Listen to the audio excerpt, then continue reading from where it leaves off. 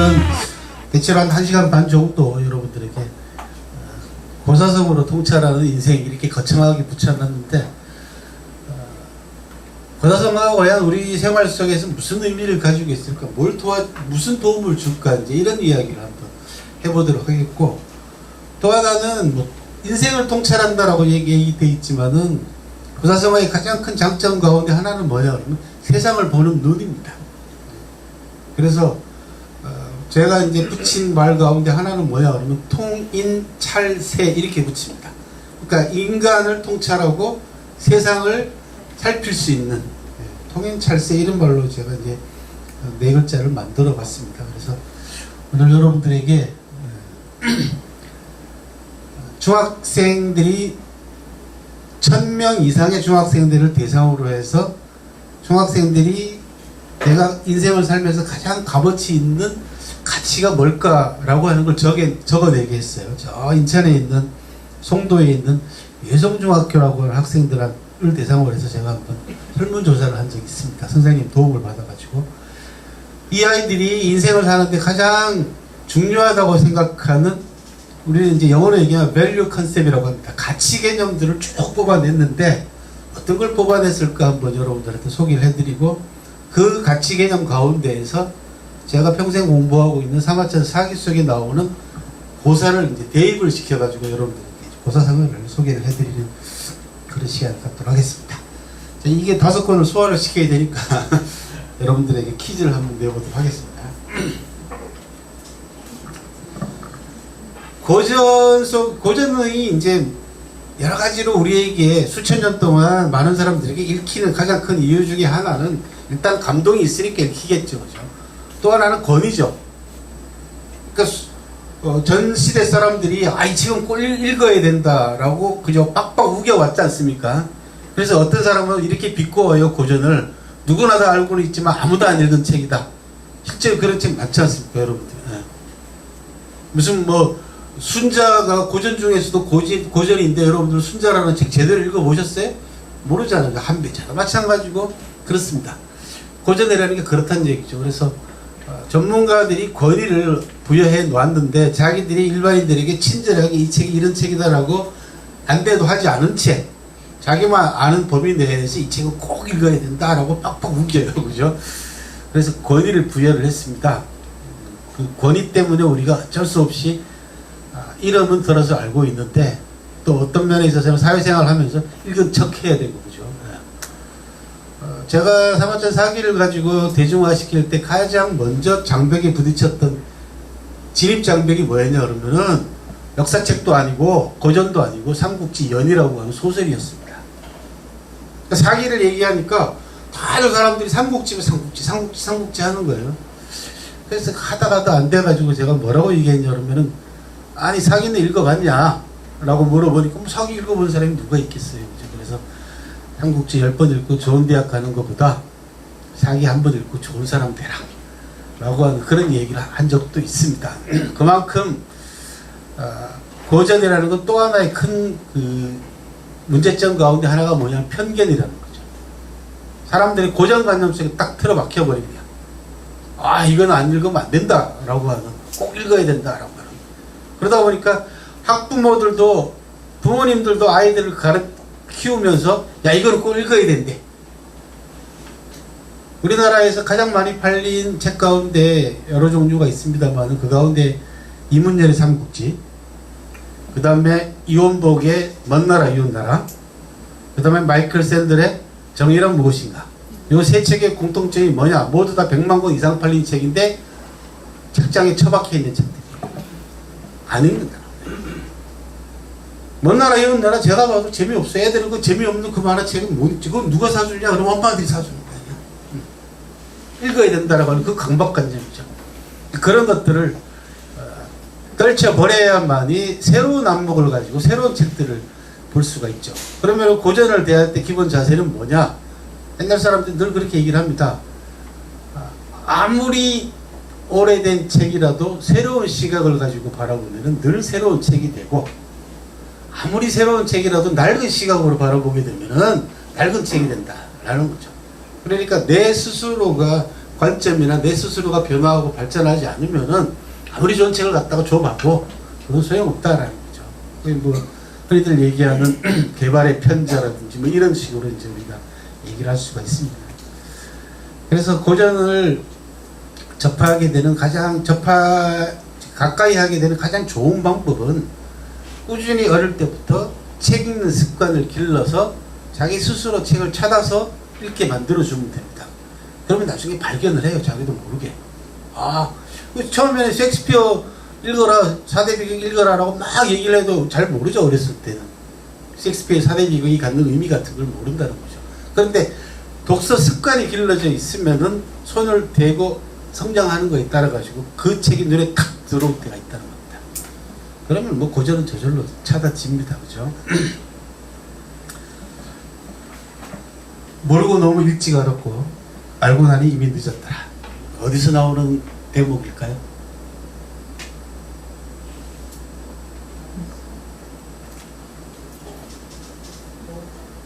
좀 전에 제가 힌트를 드렸는데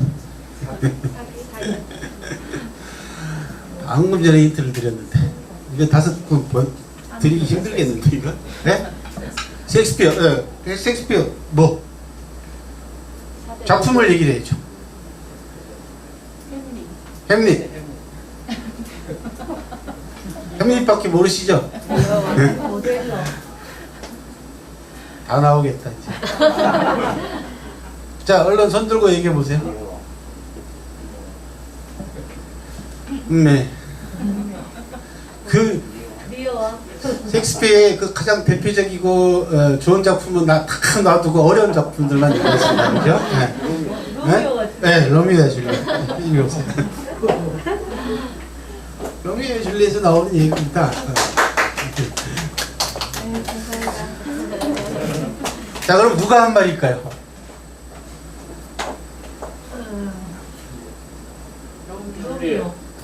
다들 그렇게 얘기하죠. 로미오와 줄리엣을 읽어보면 여러분들이 아주 신선한 걸 발견하시게 돼요. 로미오보다 줄리엣이 훨씬 더 적극적이고 훨씬 더 성숙해 있습니다. 쓰는 대사도 로미오보다 훨씬 더 성숙해 있습니다. 줄리엣이라고. 캐톨릭가의 축제에서 만나서 원수의 아들이라는 걸 알고는 두 사람이 눈이 맞잖아요. 그죠? 눈이 맞은 다음에 한들의 사랑에 빠집니다. 그런 다음에 줄리엣이 한 말이야. 모르고 너무 일찍 알았고 알고 나니 이미 늦었더라 라고 하는 아주 유명한 대사입니다. 그 다음에 이제 여러분들 영화 보신 분은 아시겠지만 발코니 씬 있잖아요. 그렇죠? 로미오와 줄리엣이 제일 유명한 게 이제 발코니 씬이잖아. 그 발코니 씬에서 나무 타고 올라가서 로미오가 줄리엣하고 막 사랑을 속삭입니다. 그러고 난 다음에 줄리엣이 헤어지기 싫어서 또 나오는 대사가 아주 유명한 대사죠. 고등학교 때 제가 로미오와 줄리엣을 읽고는 이 대사는 원어로 지금까지 머릿속에 외우고 있습니다. Parting is such sweet sorrow라고 하는 아주 유명한 대사입니다. 헤어짐이라는 것이 이다지도 달콤한 슬픔일 줄이야 라고 하는. 연애하려면 이 정도 멘트는 갖고 연애를 해야 된다 말이죠. 남자애들한테 청소년들한테 강의할 때 늘 야 로미오와 줄리엣 읽어봐라 그러면은 연애 멘트는 거기 다 나온다. 그런 다음에 또 줄리엣이 얘기하죠. 굿나잇 그죠? 굿나잇 필리핀 마울로우라고 합니다. 다음 날까지 굿나잇 있으면 좋겠다 라고 하는. 헤어지기 싫어서 그런 얘기를 합니다. 그죠? 로미오와 줄리엣입니다.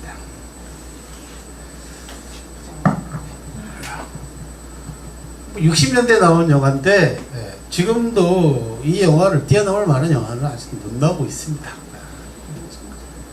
올리비아 하시라고 하는 아주 유명한 여배우죠. 이제 우리 때는 저 배우가 여신이었죠. 그죠? 근데 우리 아들한테 보여줬더니 진짜 여신이다 그렇게 얘기를 하더라고요. 지금도 여전히 그런 것 같습니다. 그래서 오늘 이왕이면 한 장면을 보고 가시죠. 그죠?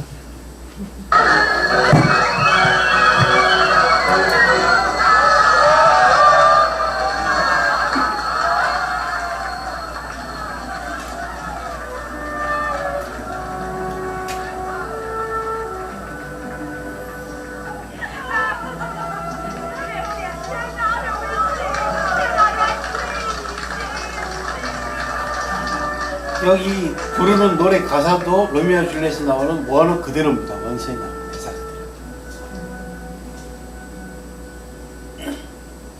What is a youth, impetuous fire?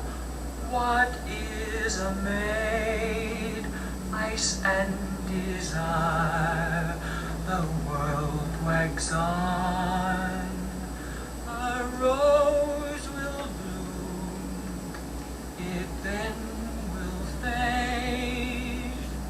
So does a youth, so does the fairest maid. Comes a time when one sweet smile has its season for a while, then love's in love with me. Some they think only to marry, others will tease and tarry. Mine is the very best parry, Cupid he rules us all. Caper the caper, sing me the song, death will come soon to hush us along.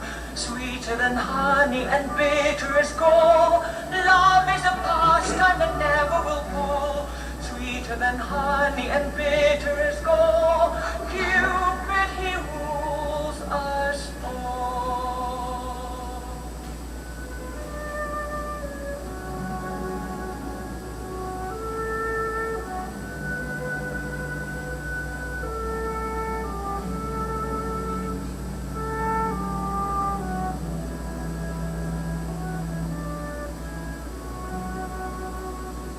A rose will bloom, will fade. So does a youth, so does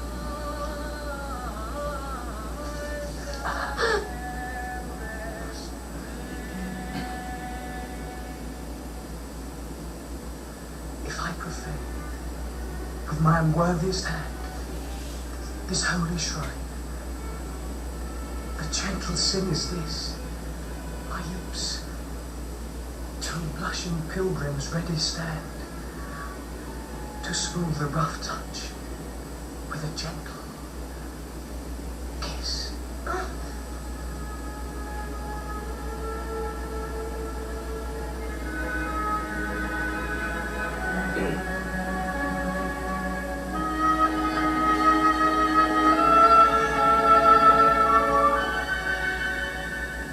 Good pilgrim, you do wrong your hand too much.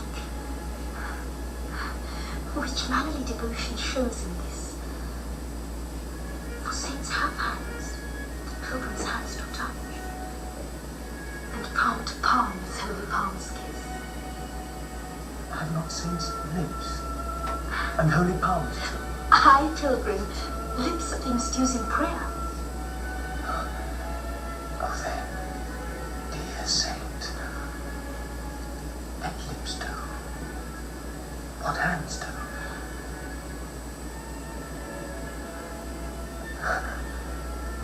They pray, grant thou, lest faith turn to despair. Saints do not move, though grant for prayer's sake. Then move not.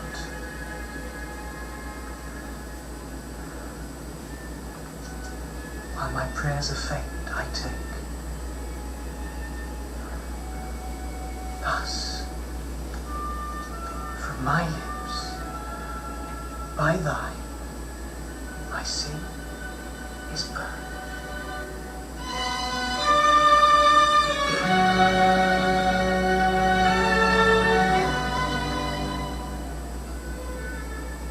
Then have my lips a sin that they have took. Sin from my lips, oh trespass sweetly urged. Give me my sin again. A rose will bloom, it then will fade. So does a youth. So does.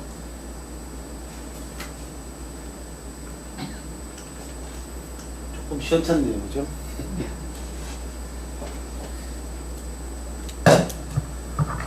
아마 러브신 가운데에서 지금까지 나온 사랑 장면 가운데서 최고의 사랑 장면이 아닐까 싶습니다. 영화가 됐든 소설이 됐든 어떤 작품이 됐든 간에 어느 한 장면을 묘사하기 위해서 어떤 언어를 구사하느냐 대단히 중요한 문제 아니겠습니까? 우리가 사람이 인생을 살면서도 인간관계를 맺으면서도 그 순간에 어떤 단어를 선택해서 그 사람과 대화를 나누냐는 결국은 궁극적으로는 그 사람의 인격하고 직결되는 부분이기 때문에 우리가 공부를 하는 이유도 저는 거기 있다고 생각합니다. 내 삶에 있어서의 질과 수준을 높이고 그 질과 수준을 높이기 위해서는 좋은 글과 그다음에 좋은 작품들, 좋은 고전들을 많이 읽어서 자기 스스로의 언어 생활 자체를 순화시키고 끌어올리는 거죠. 그러다 보면 가정에서도 가족들끼리도 대화가 훨씬 더 부드러워지고 수준이 올라가고 인간관계에 있어서도 격이 올라가는 거죠. 그래서 제가 책에서도 늘 강조합니다만은 언격이 인격이다. 말의 격이 그 사람의 인격이다. 그런 얘기를 많이 합니다. 뭐 지금 우리 사회 여러분들 보시면 알겠지만은 그 말의 격이 얼마나 천박해지고 뒤떨어져 있습니까? 그죠? 그런 점에 이제 초점을 맞춰서 오늘 강의를 할 것이고, 다음 주부터 제가 하게 되는 이 강의의 초점도 다 거기에 맞춰져 있습니다. 다만, 그 말이 탄생하게 된 배경과 역사적 이야기들, 고사들, 그 다음에 이게 사용된 예, 어디서부터 나왔느냐, 이런 것들에 대한 좀 더 디테일한 정보를 함께 여러분들한테 전해드리고, 그 다음에 이제 여러분들이 만약에 오실 분들은 꼭 이제 첫 시간에 말씀을 드리겠습니다만은, 그 노트를 꼭 하나씩 이제 들고 오셔야 됩니다. 두툼한 노트 하나 들고 오셔서 직접 써가면서, 그 다음에 메모해 가면서 이제 강의를 들었으면 좋겠다라는 거죠.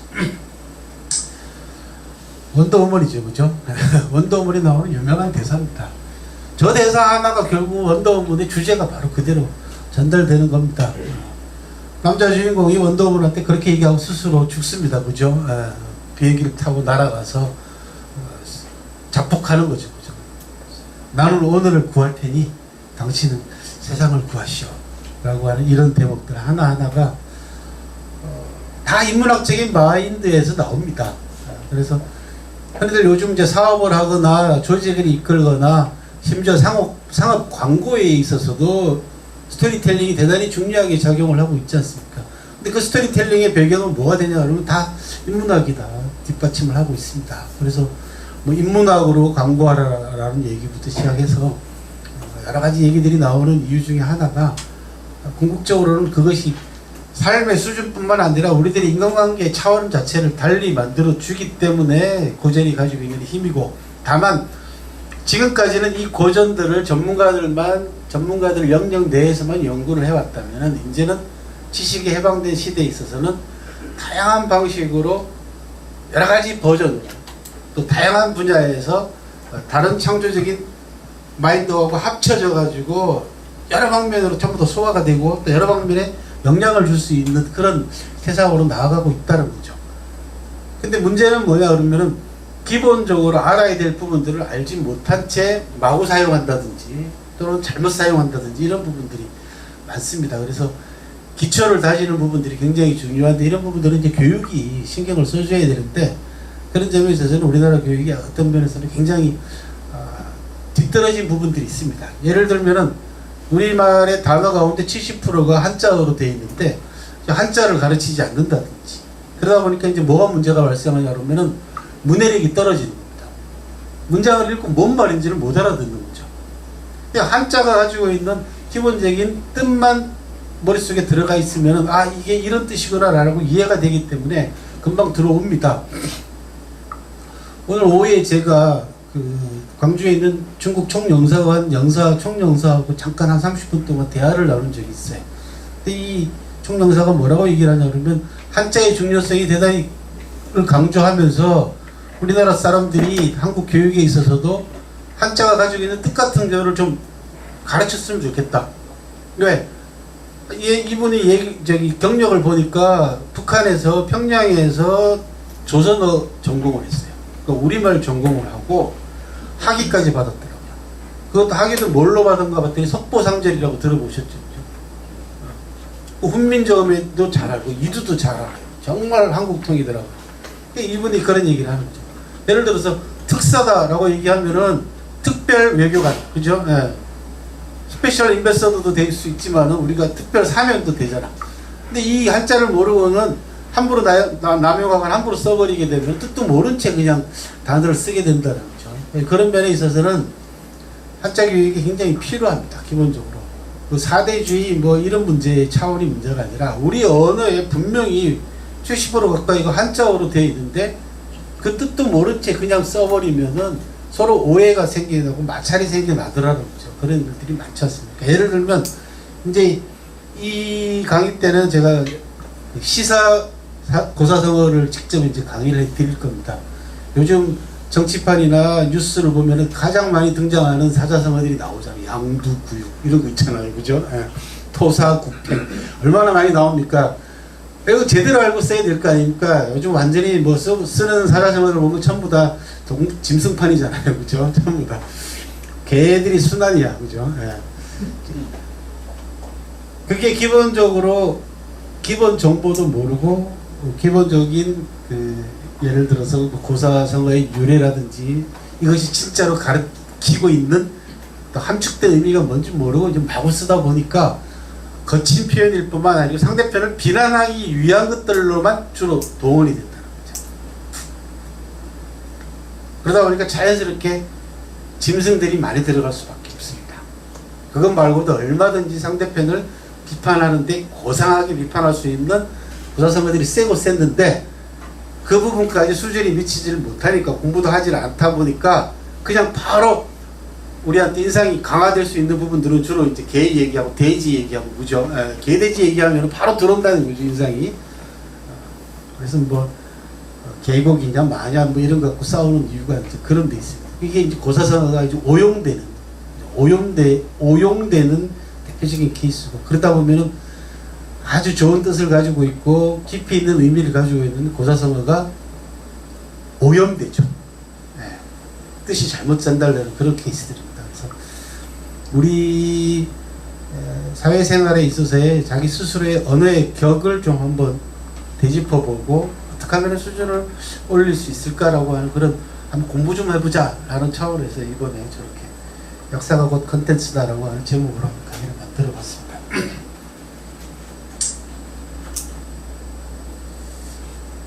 큰 힘에는 큰 책임이.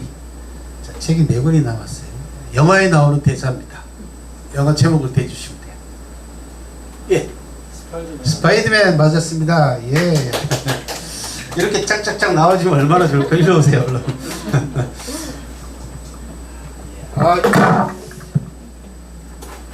연령대가 만만치 않으신데 스파이더맨 좋아하시나 봐요.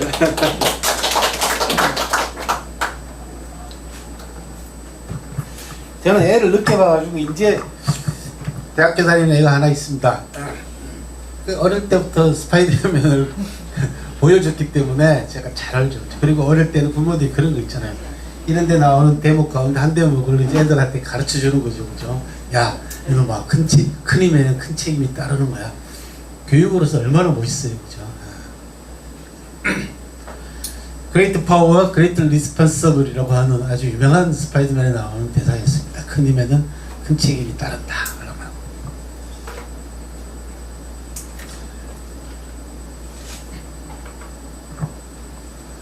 우리의 죄는 사회적 약자편에 서서 함께 싸우지 않는 것이다. 요 대사는 어느 영화에 나왔을까요?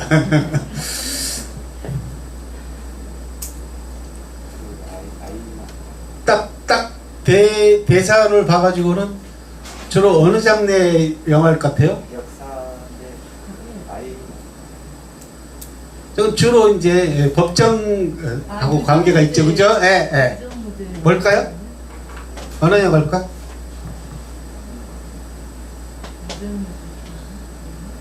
큰일 났다. 이제 이거 이거 못 맞추시면 제가 가지고 가야 되는데.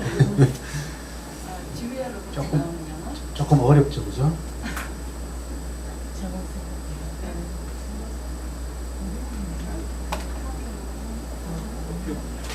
퓨 군맨이라고 해서 군인들 이야기인데 결국 법정 드라마입니다, 그죠?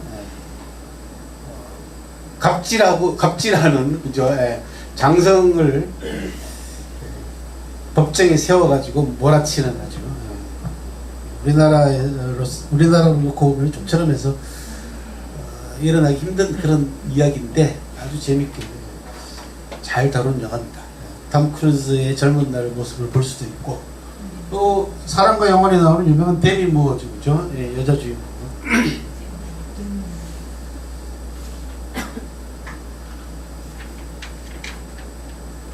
이것도 그죠? 이것도 법정 드라마겠죠, 그죠? 법은 아주 가끔씩 정의를 실현하는 척한다. 이게 꽤 오래된 영화이긴 합니다만 지금 한국 사회를 그대로 손가락질하고 있는 그런 대사입니다, 그죠? 요 영화에 나온 유명한 또 대사 가운데 하나는 주인공 둘이가 걸어가면서 대화를 나눕니다. 한 사람이 이렇게 얘기를 합니다. 어느 날 변호사 3,000명이 한꺼번에 빠져 죽었다. 이게 뭐지? 라고 물어보는 장면이 나와요. 그랬더니 앞에 있던 사람이 갑자기 갑작스러운 질문에 당황하니까 물어본 주인공이 이렇게 얘기합니다. 좋은 세상. 이렇게 대답을 해요.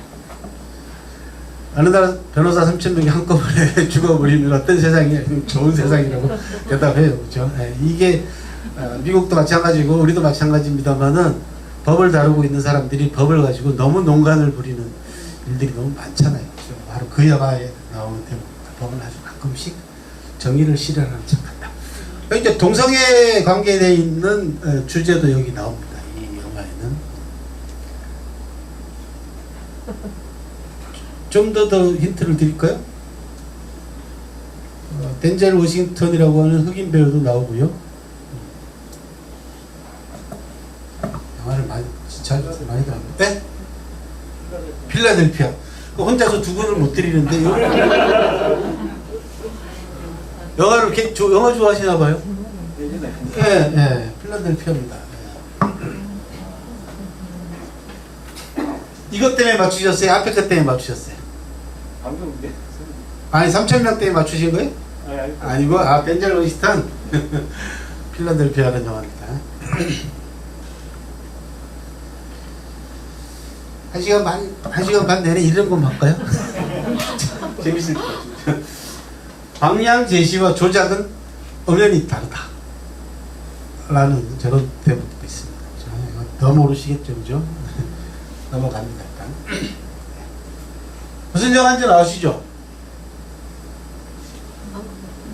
네? 굿윌 헌팅, 이리 오세요. 굿윌 헌팅이죠, 그죠? 네. 올라오세요.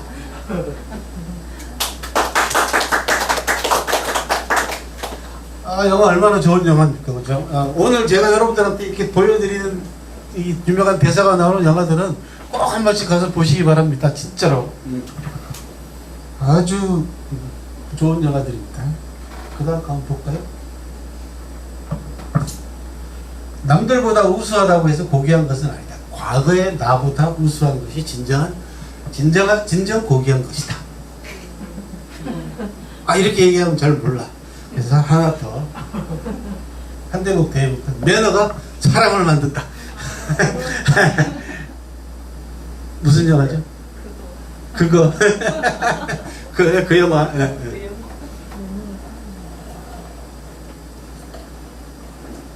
요거는 오락 영화입니다. 네. 에이전시 스파이 영화인데 여기까지 줬는데. 예? 킹스맨. 예, 맞습니다. 이리 오세요. 어디 계셔요? 예, 킹스맨. 그래. 화술 수준이 장난 아니다. 예. 사실은 책 5권 있는지 모르고 그냥 여러분들한테 이렇게 이걸로 한번 시작해봐야 되겠다라고 가져왔는데 진짜 수준이 높습니다. 그걸 그대로 제가 살고 있는 영광에 한번 실험을 해봐야 되겠어요. 영광 사람들한테 흘리지 마십시오. 킹스맨.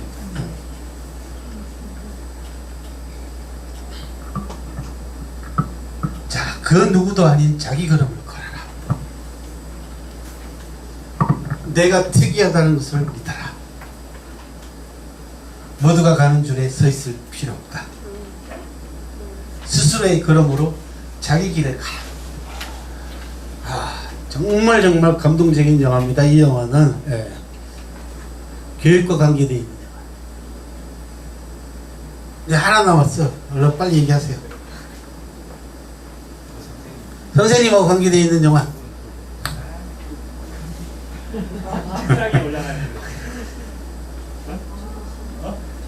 예, 죽은 시인의 사연 이리 오세요. 예, 죽은 시인의 사연입니다. 이 영화 얼마나 바보 같은 사람들이 뭐라고 하든 간에 내 갈 길을 가라라고 하는 데드 포이트 소사이어티라고 하는 정말 눈물 나는 영화입니다. 그렇죠?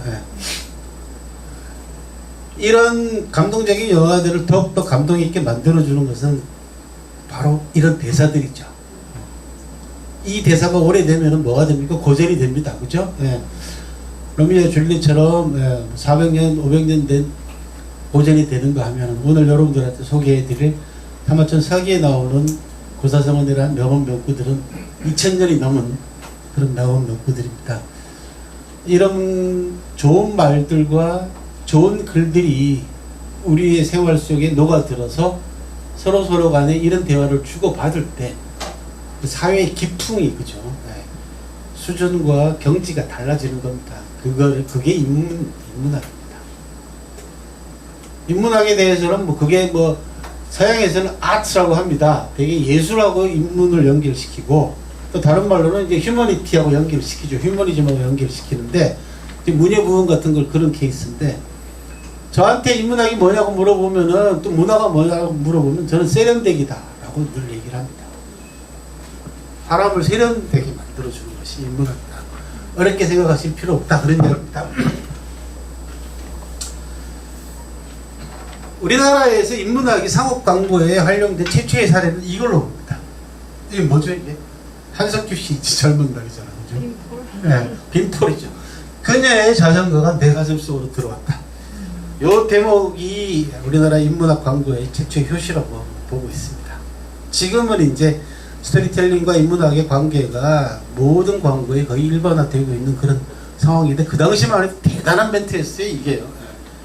사람들한테 엄청난 충격을 줬습니다. 나름대로.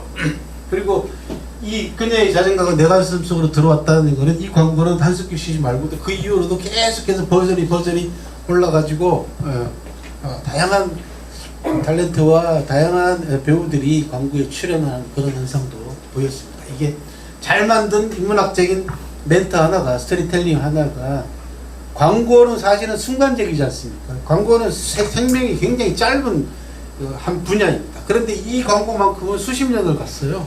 저 멘트 때문에. 이게 이제 인문학이 가지고 있는 힘입니다. 그래서 저는 고전과 고사성어를 백투더 퓨처라고 부릅니다. 미래로 돌아가죠. 그죠? 역사라는 게 그렇습니다. 역사라는 것은 과거에 남겨져 있는 기록이고 흔적이긴 합니다만은 그 과거의 기록과 흔적을 통해서 현재의 내 삶을 진단해보고 그 삶의 진단이 적절해지면은 미래의 내 삶에 도움을 받는다는 거죠. 그게 공자님이 얘기한 옹고지신이라는 겁니다. 옛 것을 익혀서 새로운 것을 안다라는 거죠. 그래서 역사라는 것은 과거의 그림자일 뿐만 아니라 미래를 위한 나침반 작용을 하는 겁니다. 그래서 옛날 사람들은 역사를 거울에다가 비교를 했지 않습니까? 사감이라고 합니다. 역사의 거울이라고 얘기를 합니다. 그래서 역사가 고전과 그 다음에 고사성어 이런 것들이 가져다주는 가장 큰 파워는 백투더 퓨처입니다. 이 영화 제목입니다.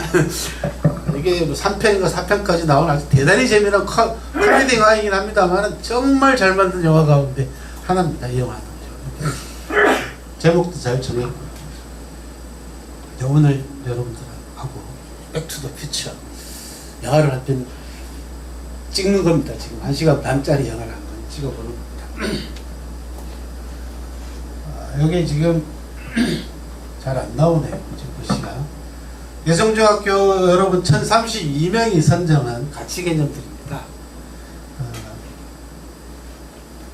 배려가 116명, 그 다음에 우정이 95명, 사랑이 90명, 책임감이 80명, 가족이 73명, 자유 65명, 예의 60명, 감사 59, 용기, 평등, 끈기, 신뢰, 겸손, 이해, 의리, 진실, 평화, 정직, 그 다음에 공정, 청렴까지 이렇게 무려 20개의 가치 개념을 중학생들이 고른 겁니다. 중학생, 전교생이 1000명이 넘는 전교생한테 쭉 네가 가장 가치 있다고 생각하는 단어를 하나씩 선택해봐라 그랬더니 재밌게도 배려가 나왔어요. 주관식이었나요? 네, 주관식입니다. 배려는 제가 볼 때는 뭐 책 때문에 영향을 받은 것도 있는 것 같고, 그 배려가 들어가는 책 제목, 배려가 들어가는 책 있죠, 그죠? 네, 그런 것도 있고 한데, 대체로 우리가 인간이 살아나가면서 필요한 기본적인 개념들은 아마 다 중학생들이 다 끄집어낸 것 같아요, 그죠?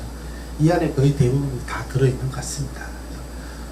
제가 이 설문조사를 실시한 가장 큰 이유 중에 하나는 사기 속에 나오는 수많은 고사와 고사성어들이 이런 가치 개념하고 그대로 일치하더라는 겁니다. 그러니까 2000년, 3000년 전에 사람들이 가지고 있는 생각과 지금 인간이 생각하고 있는 컨셉이 거의 판박이다.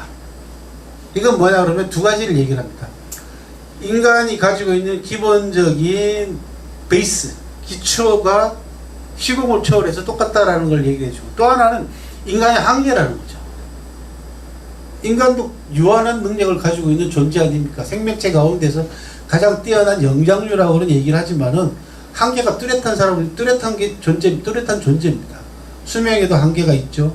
그리고 인간이 가지고 있는 인성의 취약점 이런 부분들이 있지 않습니까? 늘 이 인생의 취약점을 공략당하다 보니까, 또는 그 인생에 내가 가지고 있는 인성의 약점을 극복하지 못하다 보니까 유혹에 넘어가는 것이고, 또 나쁜 길로 빠져나가는 거 아니겠습니까? 그거는 수천 년 전이나 지금이나 달라진 바가 없고, 어떤 면에 있어서는 지금 훨씬 더 사악한 쪽으로 인성이 타락하고 있는 면모도 보여주고 있더라는 거죠.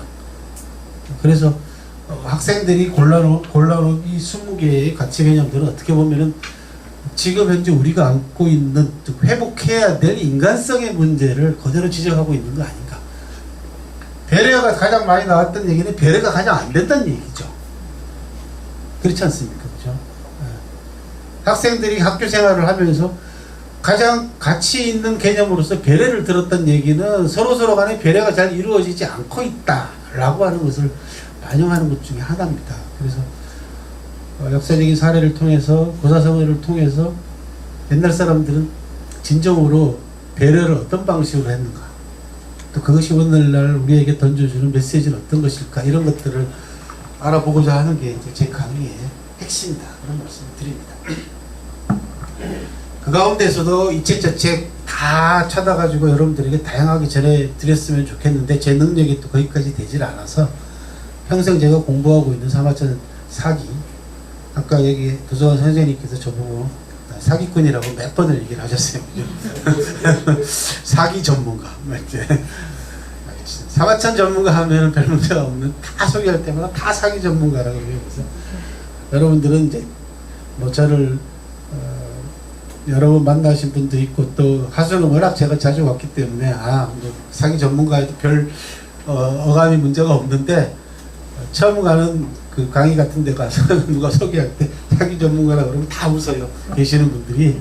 그것도 앞에다가 최고의 뭐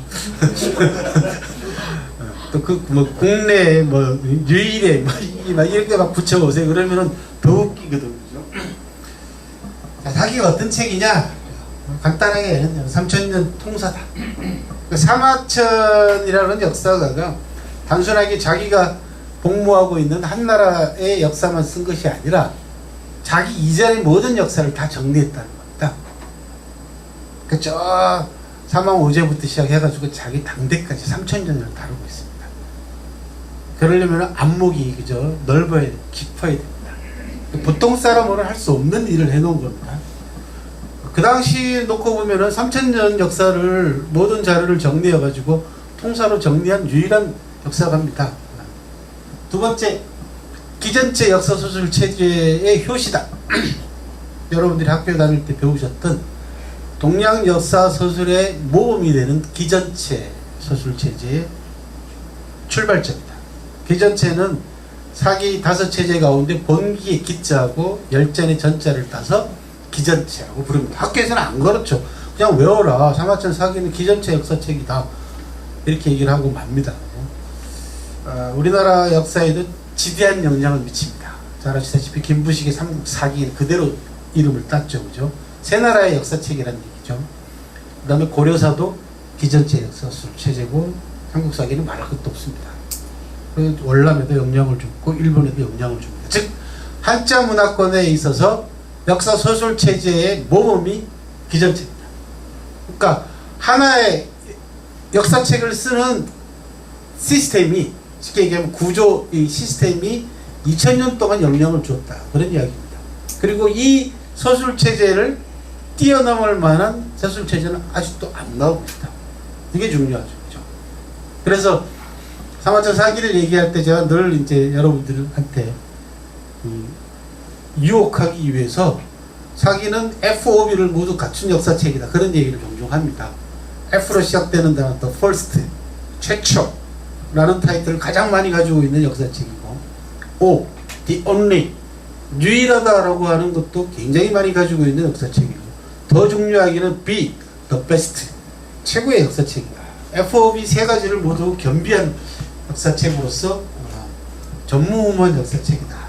그리고 더 중요하게는 문학적 역사서요, 역사적 문학서다라고 하는 정말 전무후무한 평가를 듣고 있는 책입니다. 역사책이면서도 소설적 형태를 띠고 있는, 즉 문학적 스타일을 지니고 있는 역사책이고, 그 다음에 문학적인 기술로 쓰여진 책이지만은 엄연히 역사책이다. 그러니까 문학과 문사를 쉽게 얘기하면 통섭한 책입니다. 이게 지금 우리는 서양 학문의 영향을 받아가지고 역사하고 문학이 딱 구분되어 있지만은 사마천 사기는 그게 없다는 얘기입니다. 역사책이자 문학서고 문학서이자 역사책이라는 얘기죠. 그래서 중국 소설의 기원입니다. 이 책이. 사기에 나오는 열전 가운데 몇몇 편들은 전부 다 중국의 소설, 후대의 소설을 탄생시키는 중요한 모티브와 중요한 서술 방식과 그 다음에 소재를 따온 부분이, 이런 부분들이 모두 다 사기에서 비롯됩니다. 소설의 할아버지입니다. 놀랍게도 역사책이. 그래서 엄격하게 문사처럼 구별하거나 구분하는 사람들은 사마천 사기에 대한 평가를 평가절하하는 사람도 있습니다만, 그거는 공부를 덜한 사람이고, 실제로는 글을 쓴다는 것 자체는 일단은 기본적으로 내가 무엇인가 펜을 잡거나 붓을 잡아가지고 내 머릿속에 있거나 내 머릿속에 들어있는 지식이나 내 감정을 글로 쓴다는 것 자체는 이미 문학적인 행위죠. 다만 내 이 글을 사실에 입각해가지고 사실을 있는 그대로 쓰는데 쪽으로 치중할 것이냐, 아니면은 내 감정을 좀 더 풍부하게 표현하는 쪽으로 갈 것이냐에 따라 가지고 역사 쪽에 가까우냐 문학 쪽에 가까우냐, 또 안 그러면 인간이 가지고 있는 기본적인 생각이나 사상이나 이런 부분들을 좀 디테일하게 깊이 있게 따져가지고 글을 쓸 거냐에 따라 가지고 철학 쪽에 가까워지느냐, 문서처리 구분될 뿐이지, 하지만 그 어느 쪽도 내 생각과 내가 가지고 있는 지식을 글로서 꾸며낸다는 측면에 있어서는 다 문학적인 부분입니다. 그리고 나 혼자서 써서 나 혼자 볼 게 아니라 누군가에게 내가 쓴 글을 보여주려고 했을 경우에는, 그죠?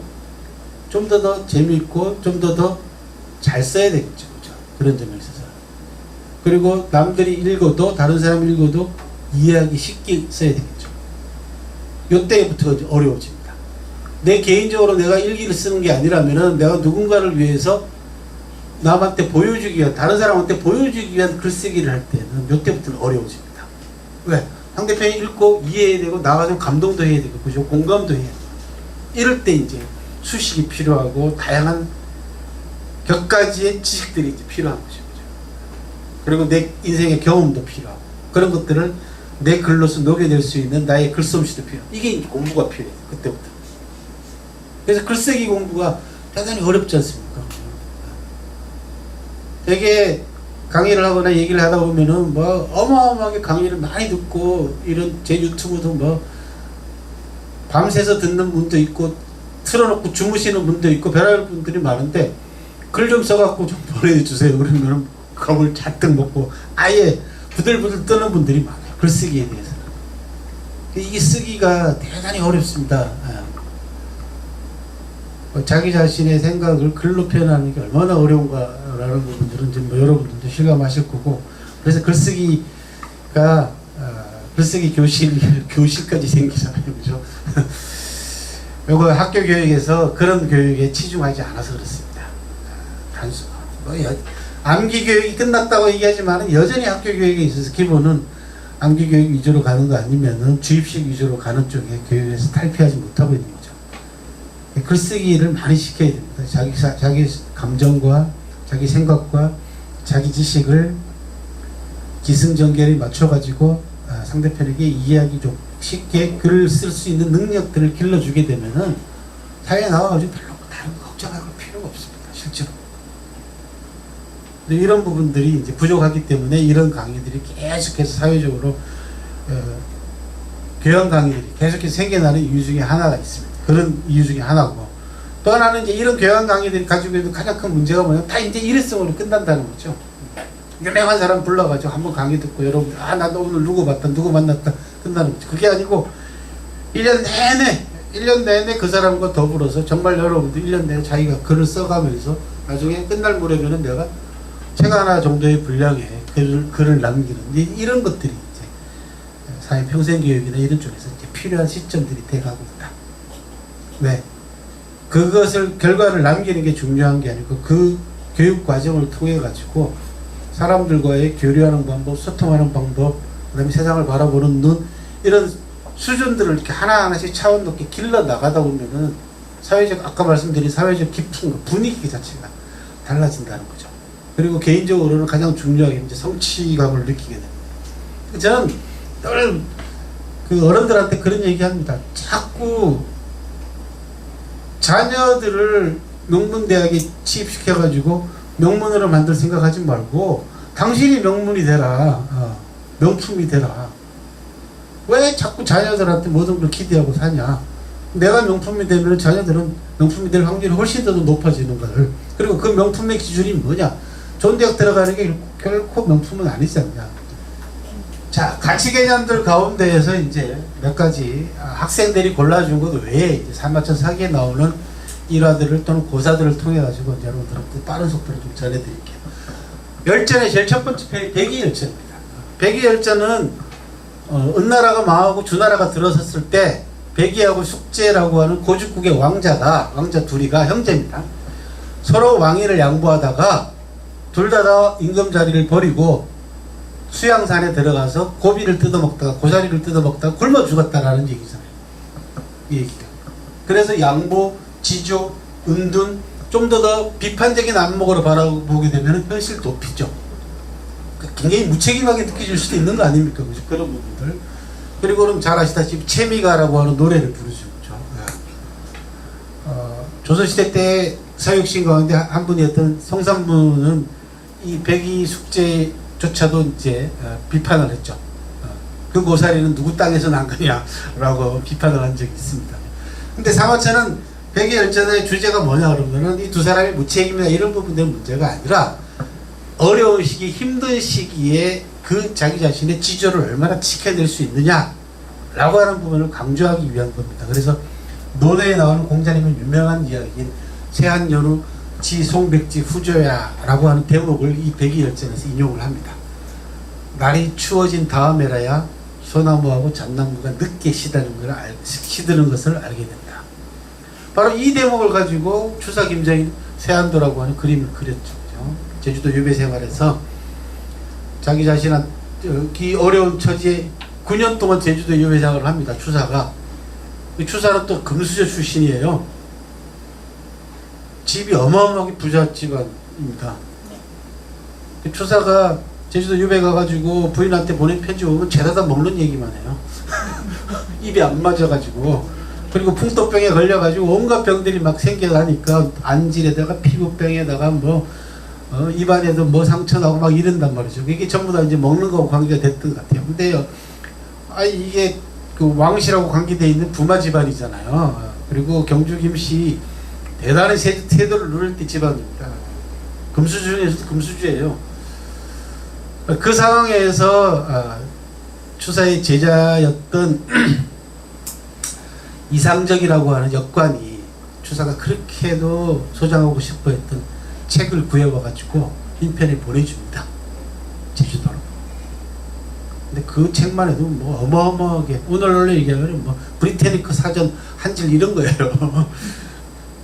그래서 거기에 감동을 받아가지고 추사가 그림을 그리게 세한 겁니다. 이상적이라고 하는 역관이고 추사의 제자인데 이 역관의 호가 우선입니다. 그래서 우선 보시게라고 하는 제목으로 시작되는 제목, 세안도 제목이 있고 그 다음에 세안도 그림을 그리고 왼쪽에다가 발문이라고 해서 이 그림을 그리게 되는 경위에 대한 추사의 글씨가 아주 예서체로 아주 반듯하게 글씨로, 그 당시에 추사가 눈이 워낙 안 좋아가지고 원고지처럼 칸을 그어가지고 글을 씁니다. 그게 이제 세안도가 나오게 되는 배경입니다. 거기에 사마천 사기 대목이 한 3군데가 나옵니다.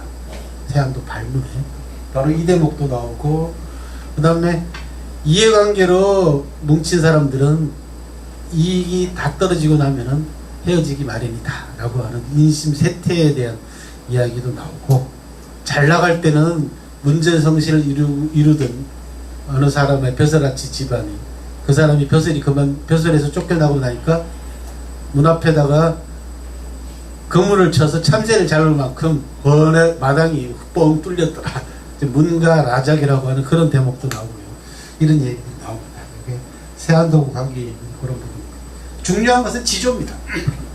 아무리 어려운 상황에서도 과연 내 뜻을 세웠던, 굳게 내가 마음으로 먹었던 지조를 끝까지 지킬 수 있느냐 없느냐의 문제입니다. 그렇죠? 이런 부분들은 수시로 변절을 밥 먹듯이 하는 우리 세태에 있어서의 하나의 날카로운 비판으로부터 들리는 대목입니다. 관포지교입니다. 너무너무 잘 아시죠? 그죠? 관포지교의 핵심 키워드는 우리 학생들이 골라준 대목이 다 나옵니다. 우정, 양보, 배려, 이 모든 학생들이 고른 가치 개념 가운데서도 가장 많은 숫자를 차지하고 있는, 프로테이지를 차지하고 있는 3개의 개념이 한꺼번에 나옵니다. 거기에 이제 공사구분의 정신까지 나옵니다. 그래서 관포지교는 오늘 여러분들한테 관포지교의 고사를 들려드릴 시간은 없고, 제 유튜브에 가서 보시면은 관포지교에 대한 영상, 긴 게 1시간 반짜리 이상의 영상이 있으니까 그거 보시면 되겠어요. 그리고는 관포지교에 나오는 유명한 대사 하나, 우리가 나는 오늘을 구할 테니 그대는 세상을 구하시오, 이런 대목이 나옵니다.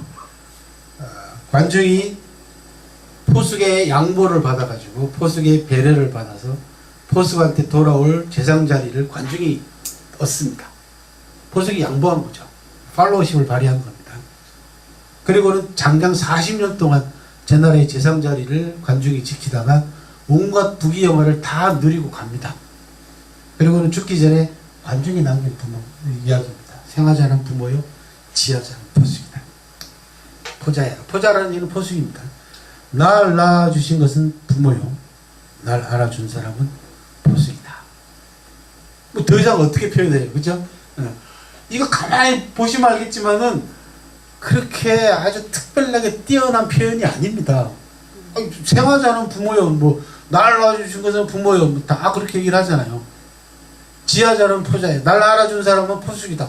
뭐 별거 아니잖아요. 근데 안에 스토리가 딱 들어가 있다 보니까 이 대목이 그렇게 가슴을 울리는 겁니다. 이 10글자가. 그죠? 이런 것들이 이제 문장의 이제 묘미입니다. 그래서, 글을 쓸 때는 항상 여러분들이 내가 겪었던 경험, 내가 강하게 느꼈던 나 자신의 이야기가 그 안에 들어가고 그 이야기를 압축적으로 표현할 수 있는 표현력, 이런 것들이 같이 버무려 주게 되면은 좋은 글을 쓸 수가 있다.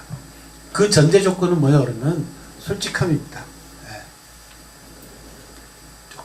억지로 뭔가를 꾸미려고 하지 않고 솔직하게 내가 하고 싶은 이야기들을 단어를 내가 알고 있는 단어를 통해서 일단은 표현을 해보는 거죠.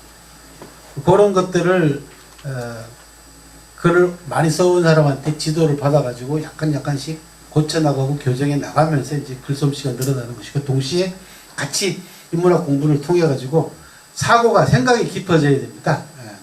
이런 부분들이죠. 우리 오늘 여러분들한테 말씀드린 고사성어를 통찰하는 인생 같은 경우는 이제 그런 케이스, 그런 방법 가운데 하나가 되겠습니다. 저는 중국을 수도 없이 다니는 사람이기 때문에 여러분들한테 훨씬 더 실감나게 전달해 드릴 수 있는 이유가 뭐냐면 현장을 다 가봐서 그렇습니다. 저기가 관중무덤입니다. 왼쪽 위에 있는 게 굉장히 크게 조성이 되어 있죠. 오른쪽 위에 있는 것은 관포지교 기념관입니다. 저 안에 가면은 관중과 포숙의 우정에 관한 풀스토리가 조형물로 다 조성이 되어 있어요. 관중 무덤 앞쪽에 있는 건물에 조성이 되어 있습니다. 그런데 이 오른쪽 아래쪽에는 포수 무덤입니다. 겨우 찾았습니다. 물어서. 제가 생각할 때는 관중보다 저는 포숙의 팔로우십이, 포숙의 배려와 양보가 훨씬 더 고귀한 정신이라고 보거든요. 그래서 관포지교를 얘기할 때 저는 항상 누구에다가 초점을 맞춰서 지금까지 전달해 왔냐 그러면 포숙에다 초점을 맞췄어요. 왜? 우리 사회에서 가장 안 되는 부분들이 그거들 아니에요. 팔로우십이 안 되는 거야. 누구는 다 우두머리가 되려고 하고 다 내가 리더가 되려고 해요. 근데 그 리더를 만들어주는 것은 따라주는 사람이 있어야만이 리더의 가치가 올라가는 건데 안 따라준다는 얘기죠. 우리나라는. 그래서 포숙의 팔로우십이 얼마나 중요한가, 고귀한 인품인가라는 부분을 이제 강조를 했습니다. 그래서 관중은 관중무덤이나 관포지 기념관은 너무너무 크게 잘 조성이 되어 있기 때문에 찾는 게 아무 문제가 없는데, 포숙무덤을 찾는 데는 애를 먹었어요. 그래서 겨우 몇 년 전에 찾아냈습니다. 포숙무덤은 겨우 공원 한 개 중에 저렇게 있습니다. 그래서 저 같은 사람이 이제 아까 처음 말씀드린 대로 고전을 어떤 눈으로 바라보느냐에 따라 가지고 분명히 달리 보인다라는 거죠. 저는 관중이 남긴 저 생하자는 부모요 지하자는 포자야다라고 하는 요 대목 때문에 포숙에 주목을 했고요. 또 하나는 사마천의 평가입니다. 사마천이 포숙에 관한 기록은 안 남겨놨어요. 관중에 관한 기록만 남겨놨는데 그 관중에 대한 전기에서 관중의 입을 빌려서 생하자는 부모요 지하자는 포숙이다라는 대목 하나 있고, 또 하나는 세상 사람들의 평가를 얘기합니다. 사마천이. 세상 사람들은 관중이나 관중이 모셨던 황궁을 칭찬하기보다 포숙을 더 칭찬했다.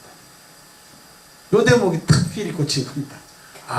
옛날 사람들도 포숙의 고귀한 배려와 양보를 높이 평가했구나. 그러면 오늘날 우리 사회에서, 특히 팔로우십이 잘 안 되고 있는 우리 사회에서는 포숙의 이런 고귀한 양보 정신을, 배려 정신을 전파해야 되겠다라고 하는 거죠. 그죠?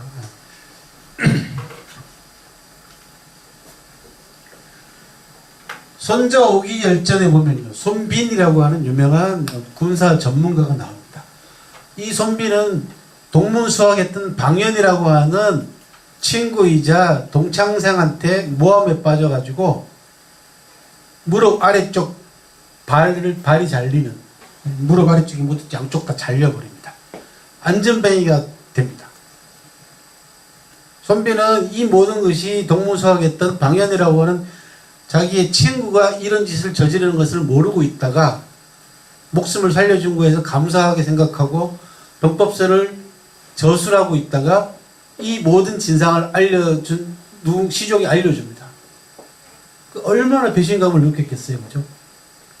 그래서 장장 20년 넘어 걸려가지고 방년에게 복수하는 아주 드라마 가운데 드라마보다 더 드라마 같은 삶을 연출한 사람이 바로 손빈이라는 사람입니다. 근데 이 손빈이 기록에 정확하냐 그렇지 않느냐의 논란은 많습니다만은 장군이 되기 위해서 자기 아내를 죽였다라고 하는 대목이 나와요. 이게 살처 구장이라고 하는 아주 끔찍한 고사성어가 하나 전해옵니다. 자꾸 자기 자신을 의심하니까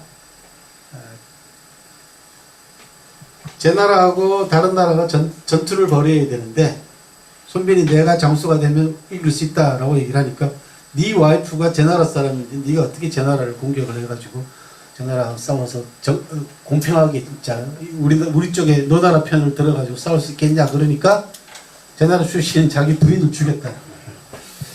그리고 너 나라 장수가 됐다라고 하는 아주 끔찍한 이야기가 전해옵니다. 근데 이 사실 여부에 대해서는 논쟁이 많습니다만 어쨌든 간에 그거는 이제 옥이라는 사람입니다. 손빈이 아니고 살처구장의 주인공은 이제 옥이라고 하는 군사 전문가인데 이 옥이에 관한 이런 이야기들 그래서 용기, 고난 극복, 배려, 배신 특히 이제 손빈의 스토리에 있어서는 배신이 대단히 중요하게 이제 작용을 합니다. 그리고 그 배신자에게 복수하는 복수의 드라마가 손빈에게 아주 대하 드라마처럼 한번 해보십시오. 한 20몇 년 걸려가지고 복수를 합니다.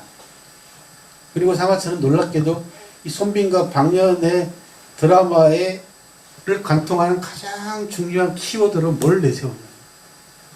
놀랍게 돼요. 시기와 질투를 내세웁니다.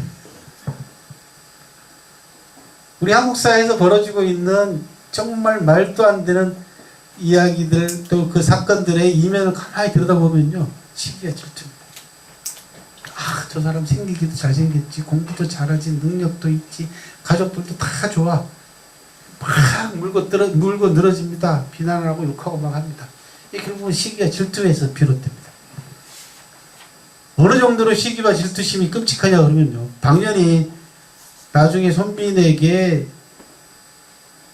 함정에 빠져가지고 전군이 몰살당하고 더 이상 빠져나갈 구멍이 없으니까 스스로 자살하는 대목이 있습니다. 자살하기 전에 왕년이 뭐라고 그러는지 아십니까?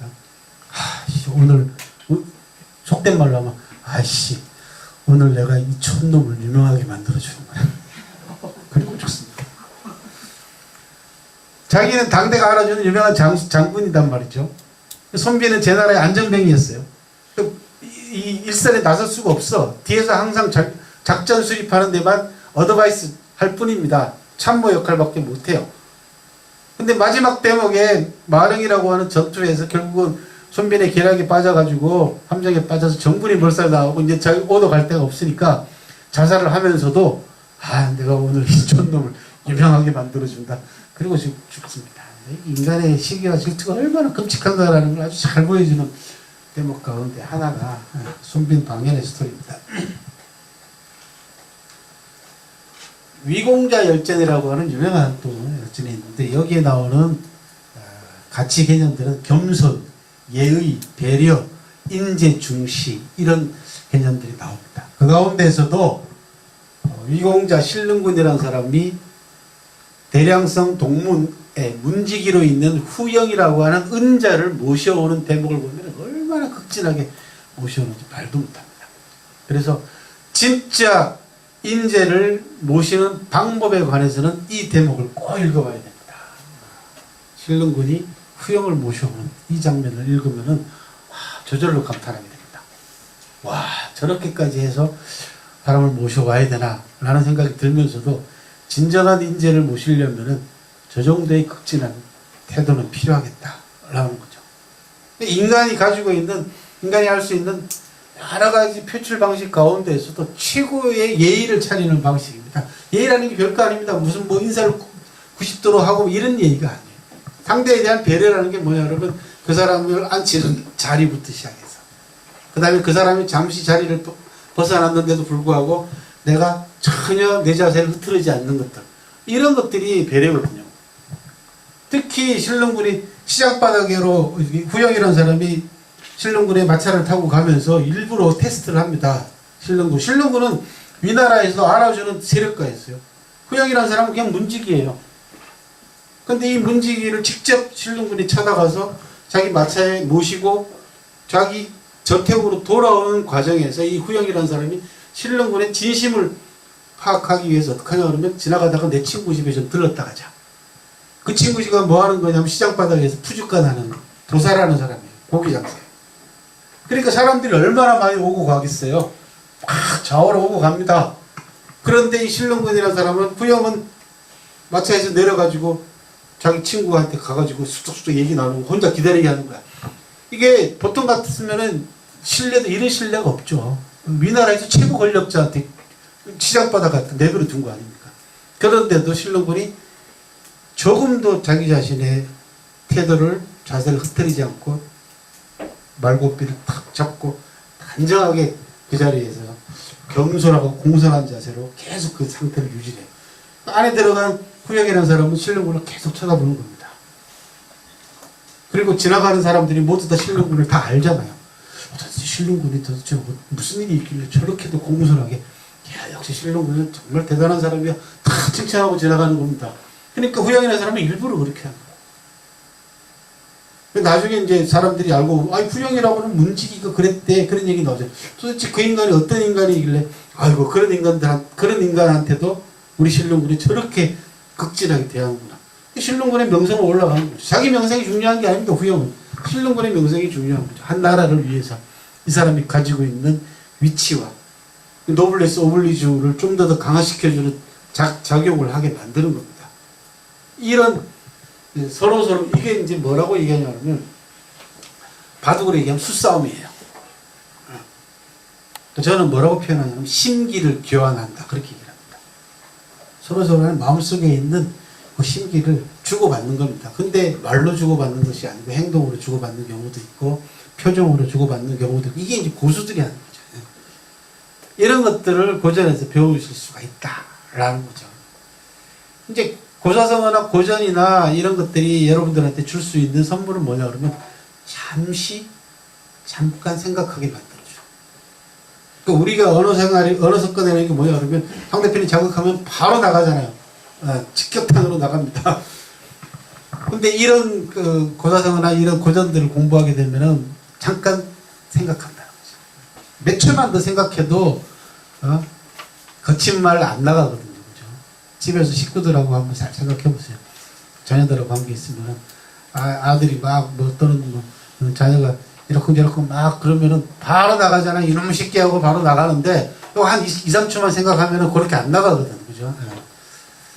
그런 것들 브레이크 역할을 합니다. 연파 인성녀 열전은 인재, 용기, 언변, 지혜, 공적, 입신, 출세, 시기, 질투, 오래가린 오해입니다. 오해와 갈등, 대범, 배려, 반성, 사과, 관용, 협력, 우정, 공평, 책임, 공석, 온 가치 개념이 다 들어가 있어요. 그게 뭐냐? 문경지교라. 목숨을 내놔도 아깝지 않을 우정이다 라고 하는 연파와 인상녀의 문경지교를 얘기를 합니다. 거기에는 재미난 고사들이 많습니다. 해창이라든지 인상녀가 마차를 몰고 가다가 연파의 마차를 보면은 부딪히지 않으려고 자기 마차를 돌려서 다른 길로 갔다. 이게 회차입니다. 유명한.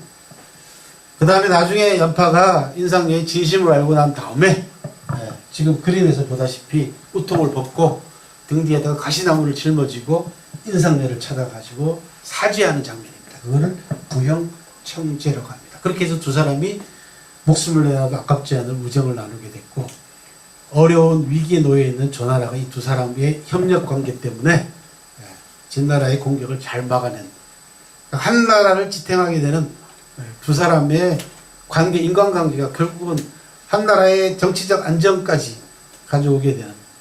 나중에 이 두 사람의 일화를 원나라 때 들어오면 희곡, 소설의 전신인 희곡으로 만들어지는데 장상화라고 하는 희곡으로 만들어집니다. 장수와 재상이 화합해야 된다. 문무가 화합해야 된다라는 거죠. 여기가 이제 회창 골목입니다. 실제로 인상녀가 마차를 돌렸던 골목이고, 오른쪽에 보시면 기념비입니다. 회창 기념비 있습니다. 그 다음에 사기에는 아주 독특한 기록이 있습니다. 자객열전이라고 킬러들의 기록이 있어요. 자기 자신을 알아주는 사람을 위해서 그 사람에게 알아준 만큼 보답하는 킬러들의 이야기가 있습니다.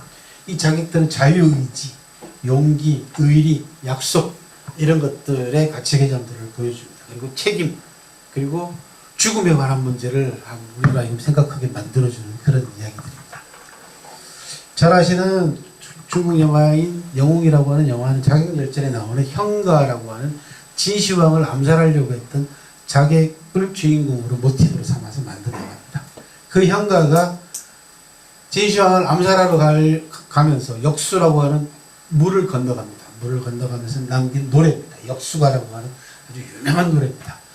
바람소리 소설하고 역수는 찬데 장사 한번 가면은 돌아오지 못하리.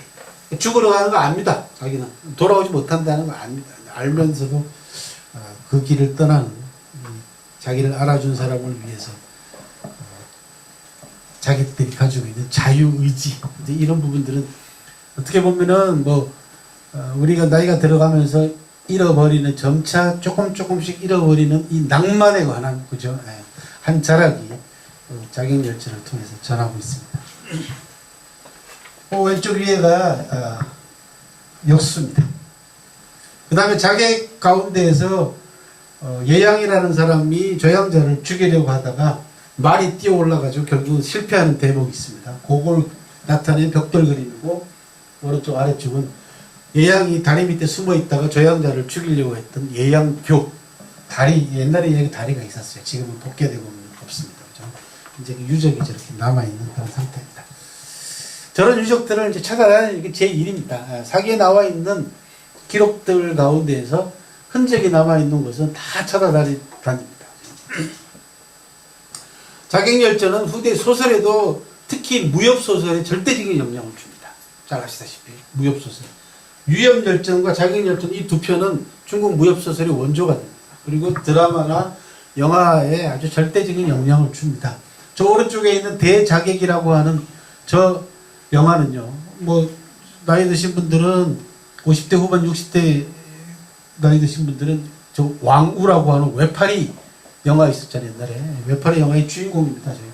대자객이라고 하는 영화는 사마천 자객열전에 나오는 섭정이라고 하는 사람을 주인공으로 해서 만든 영화고, 홍콩에서 만든 영화고, 홍콩 영화사상 최초로 100만 달러를 돌파한 영화입니다.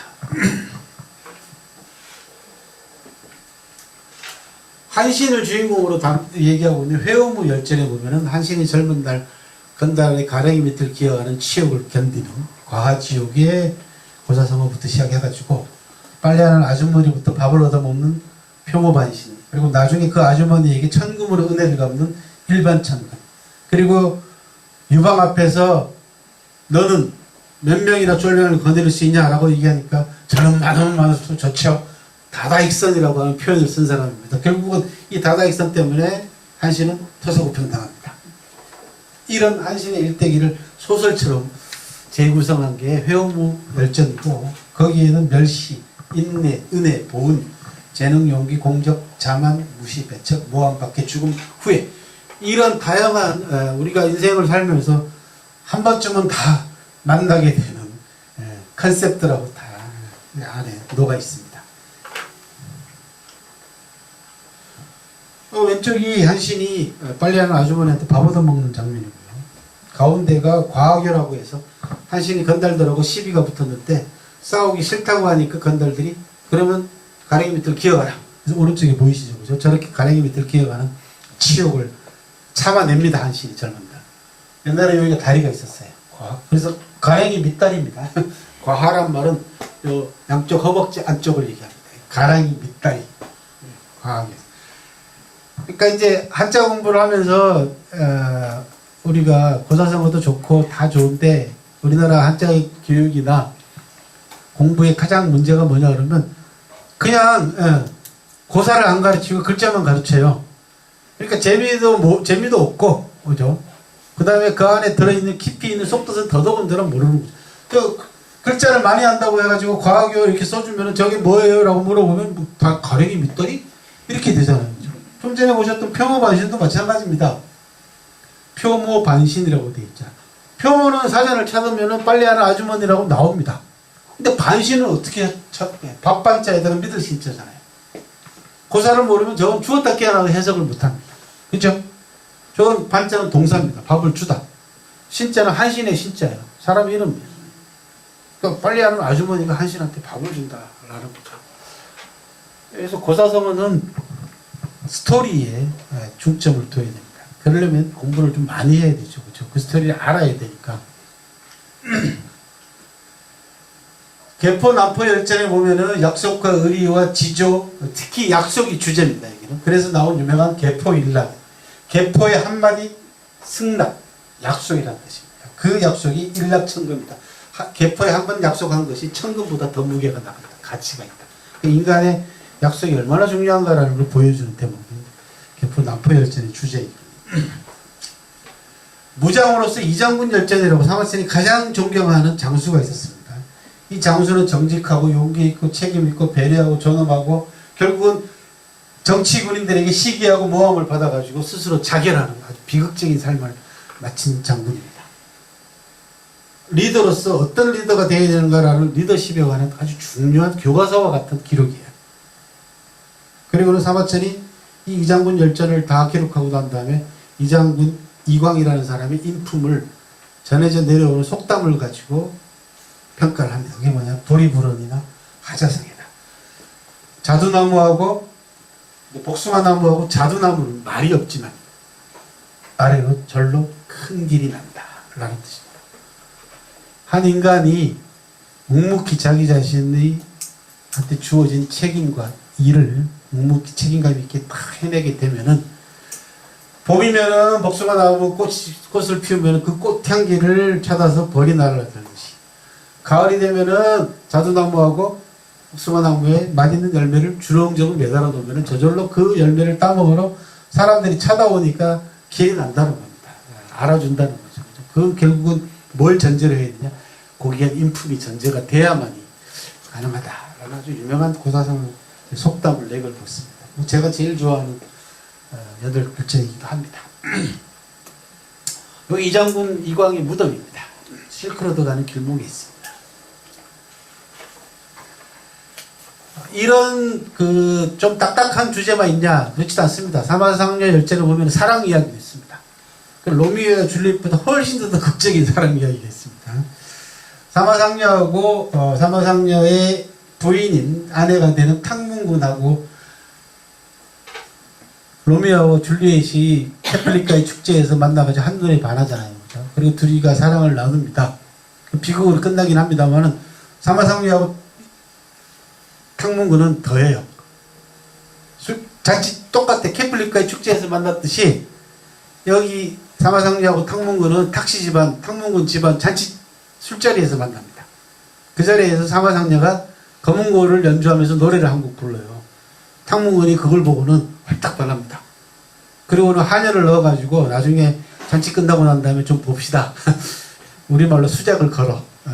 여자가. 두 사람 만나가지고 그날로 도망갑니다. 사마상녀 집으로. 폐물만 싸가지고 탕문군이 부잣집 딸이니까 자기가 타는 수레도 있어요. 그 수레 타고 폐물 챙겨가지고 둘이 도망가요. 사마상녀 집으로 도망갑니다. 야반 도주합니다. 그렇게 해서 두 사람이 신혼을 시작합니다. 집에 가봤더니 아무것도 없어. 뭐냐면 가도사벽이라고 얘기합니다. 집에 있는 거라고는 벽 4개밖에 없더라고요.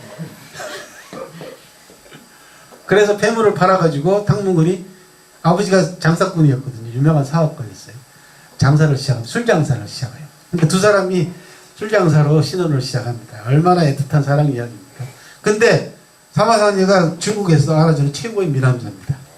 여기 뭐 일좌징경이라고 돼 있죠. 사마상녀가 술자리에 탁씨 집안 잔치집에 탁 나타나니까 좌중이, 그죠? 자리에 있던 모든 사람이 뒤로 자빠졌다라는 뜻이에요.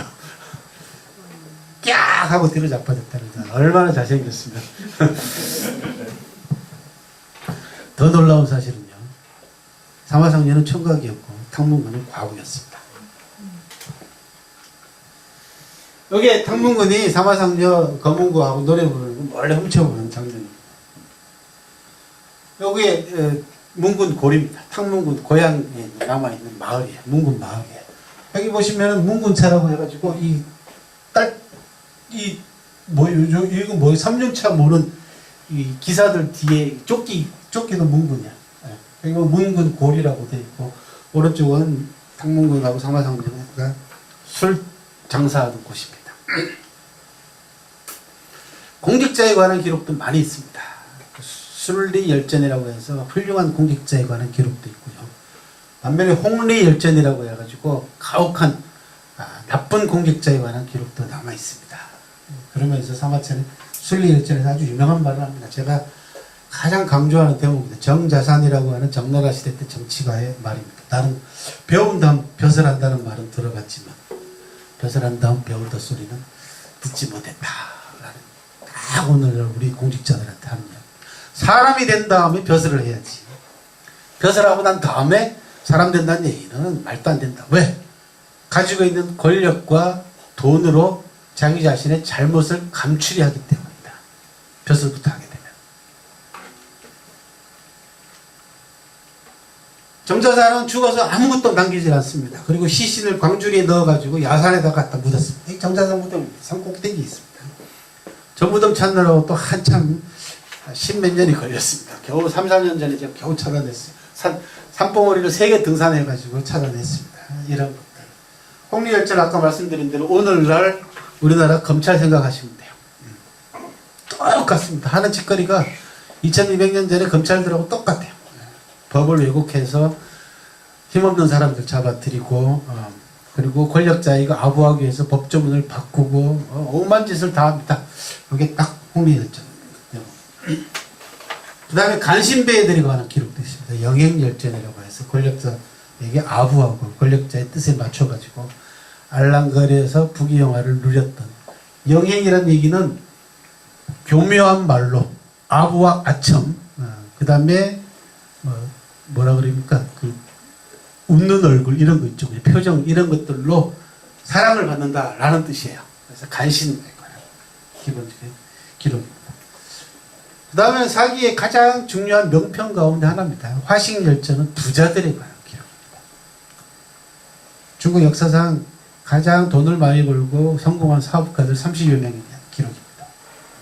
그래서 이 기록은 수천 년 동안, 2000년 동안 굉장히 많은 비난을 받았던 기록입니다만 지금은 화식열전을 읽지 않고는 사기를 읽었다고 하지 마라 라고 얘기할 만큼 명평입니다. 왜? 돈 벌어서 다 부자 되라는 얘기입니다. 주제가. 누구든지 자기 머리를 가지고 정직하게 돈을 벌어서 왕처럼 살아라 라는 게 사마천의 메시지입니다. 그리고는 관중의 유명한 말을 인용을 하죠. 먹고 입는 것이 넉넉해야 명예와 치욕을 한다 라는 아주 유명한 말을 인용하고 있고 또 물고기가 깊어야 연못이 깊어야 물고기가 살고 산이 깊어야 짐승이 오가며 사람들은 부유해야만이 베푼다 라고 하는 아주 유명한 명언을 또 남기기도 했습니다. 이 밖에도 사기에는 명언들이 수도 없이 많이 나옵니다. 그래서 좀 모자란 부분은 다음 주부터 하는 요 강의를 통해서 여러분들한테 전해드리도록 하겠습니다. 가장 사마천이 이런 유명한 또 이런 명장면들을 남길 수 있었던 것은 사마천의 삶하고 뗄래야 뗄 수 없는 관계가 있습니다. 그건 여러분들도 아시다시피 사마천은 억울하게 자기 자신의 성기를 자르는 형벌을 자청하고 살아남아서 역사책을 완성한 사람입니다. 생사 문제에 관해서 사마천은 해탈한 사람입니다. 2200년 전에 사마천은 그 지독한 고통과 고독과 고뇌 속에서 역사책을 완성하겠다라고 하는 일념으로 시대가 자기한테 주어진 책임감을 다하고 간 사람이에요. 그러려면 생사를 초월해야 됩니다. 그렇게 해서 사마천이 남겨놓은 유명한 생사가 이거 아닙니까? 사람은 누구나 한 번은 죽습니다. 하지만 어떤 죽음은 태산보다도 무겁고 어떤 죽음은 새털보다 가볍습니다. 죽음을 사용하는 방향이 다르기 때문입니다. 라고 하는 아주 천하의 명언을 남길 수 있었습니다. 사마천은 궁양을 다했기 때문에 사마천 초상화들은 모두 수염이 없는 모습으로 그려져서 전해져 오고 있습니다. 사마천 사당하고 무덤으로 올라가는 길입니다. 풀리면은 이제 중국 격리가 풀리면은 여러분들하고 같이 프로그램 만들어서 사마천 저는 매년 이제 제사 때마다 초청을 받아서 가기 때문에 같이 모시고 갈 기회가 있지 않을까 싶습니다. 여기 제사 지내는 장면이고요. 오른쪽 위에가 사마천 무덤입니다.